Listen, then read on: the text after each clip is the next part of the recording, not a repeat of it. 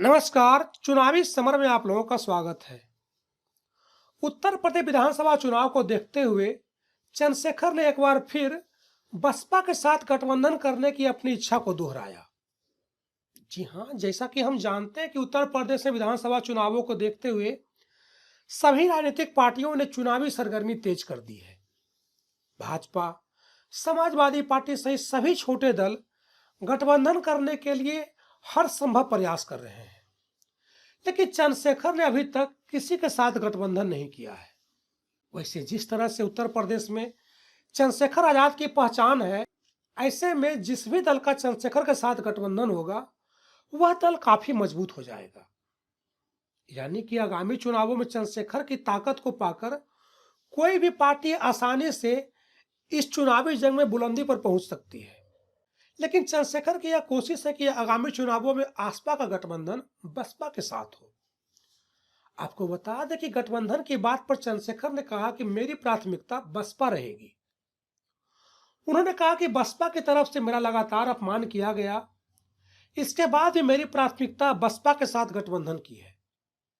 चंद्रशेखर ने कहा कि हम चाहते हैं कि आजाद समाज पार्टी और बसपा का गठबंधन हो जाए। वहीं जब उनसे सवाल किया गया कि मायावती उन्हें पसंद नहीं करती, इस सवाल पर चंद्रशेखर ने कहा कि दलित वोटर किसी का गुलाम नहीं है। उन्होंने कहा कि आजादी के समय कांग्रेस के साथ रहा रामविलास पासवान, जगजीवन राम, मान्यवर काशीराम और बहन जी के साथ भी दलित वोटर रहा। उन्होंने कहा कि दलित समाज हमेशा लड़ने वाले नेता को पसंद करता है। चंद्रशेखर ने कहा कि मेरे लिए बहुजन समाज सर्वोपरि है, इसलिए मैंने पहल की है और मैं चाहता हूं कि भाजपा को रोकने के लिए बसपा और आजाद समाज पार्टी को साथ आना चाहिए। इस तरह चंद्रशेखर आजाद ने विधानसभा चुनावों के लिए अपनी रणनीति को साफ करते हुए कहा है कि चुनावों में भाजपा को मात देने के लिए बसपा को आसपा संग गठबंधन कर लेना चाहिए।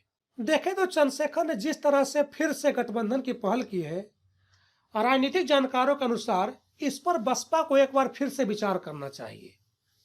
जानकारों का यह कहना है कि आगामी चुनावों में अगर मायावती और चंद्रशेखर के बीच गठबंधन नहीं हुआ तो इससे दलित वोटों का बंटवारा हो सकता है, जिसका सीधा लाभ विरोधी पार्टियों को मिलेगा। यानी कि भाजपा को सत्ता से बेदखल करने के लिए और दलित वोटों के बंटवारों को रोकने के लिए मायावती और चंद्रशेखर को मिलकर चुनावी मैदान में उतरना चाहिए। ऐसे में देखना यह है कि बहुजन समाज पार्टी इस पर क्या प्रतिक्रिया देती है। धन्यवाद।